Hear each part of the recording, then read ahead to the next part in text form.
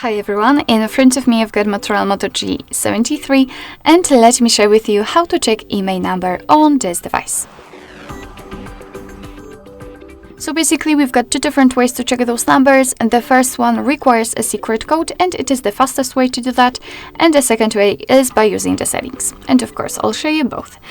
So let's firstly open the dialer, tap on the keypad, pick the keypad, and then enter the code, which is *##06#.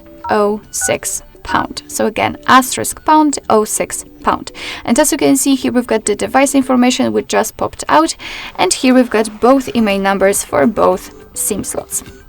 Let's tap on OK, and let me show you another way to do that, and it will be useful if for some reason the secret code won't work. So here we have to find and open the settings, which are right there, and then scroll down to the very bottom to find About Phone. Now we have to scroll down a little bit in order to find both IMEI numbers, which are, as you can see, on this first section. So you do not have to enter different sections.